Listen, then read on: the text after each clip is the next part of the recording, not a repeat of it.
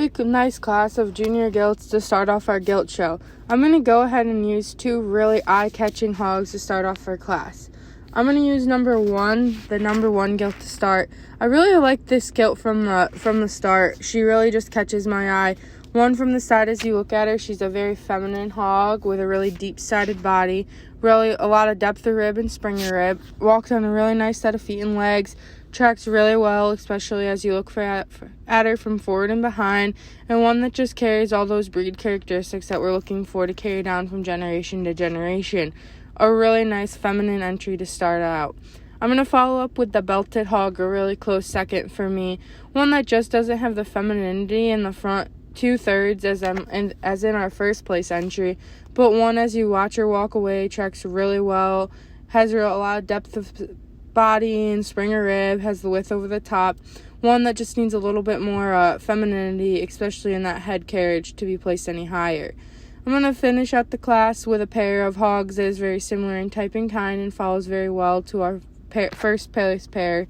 I'm going to go ahead and follow with the number 4 hog, the black hog. This hog for me is one that carries her head carriage very well, is one that has that upturn to her nose, especially as it carries back over her top, one that I'd like to see have a little bit more bone compared to the other two, but one that follows really nicely. I'm going to round out the class with the number 3 hog, that orange belted hog.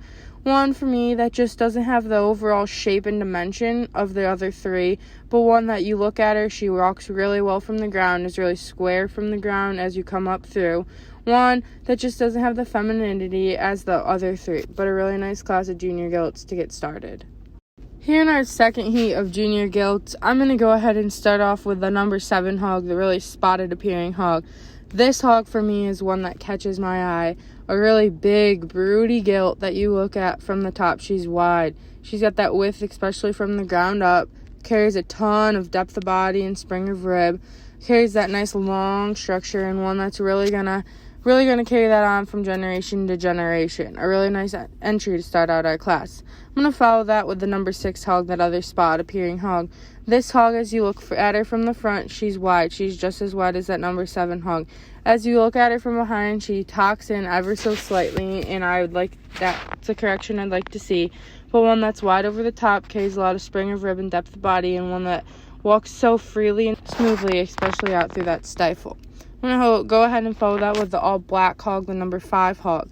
This hog for me just doesn't have the body capacity of the two above her, but one that really tracks really well, keeps going, is a very athletic feminine hog. I'm going to go ahead and round out the class with the number 8 hog.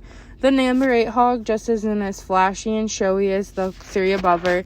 One that I like to see be a little bit more athletic, especially in that front 1/3 and that shoulder area and out through that stifle and Hamlin junction. But one that carries a tremendous amount of spring of rib and depth of body, especially over that top and middle. A really nice class to keep our junior gilt show going. Rounding out our junior gilt show is heat 3. I'm going to go ahead and start out with the orange hog, number 10.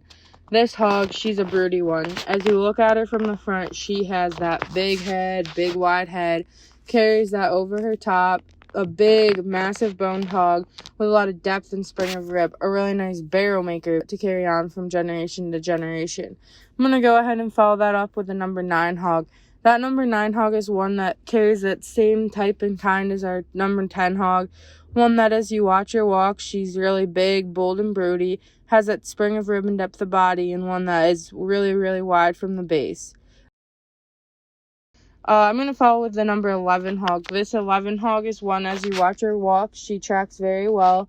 A little narrow at the base, especially in the rear as she hocks in, but one, as you watch her over the top, she's so athletic and especially can walk through her back 1/3 really, really well. I'm going to round out the class with the number 12 hog. The number 12 hog for me is just one that doesn't have the frame, scale, and size compared to our previous 3 entries, but one that when you watch her walk, she's so athletic and free-moving through her front 1/3, carries that upturn to the nose and that breed characteristics that we're looking for. A really nice class of junior gilt. Here in our junior gilt going for champion, I think we had some really great entries in this division. I'm going to go ahead and pick our champion as number 1. That number 1 gilt is one that, as you look at her, she's flashy and showy. She really catches your eye with her femininity. One that has a lot of depth of body and spring of rib. One that tracks so well, especially out through her ham-loin junction and stifle, and one that's just so eye-catching. A really, really nice entry to win our junior gilt division. I'm going to go ahead and follow reserve with our number 10, the winner of Heat 3.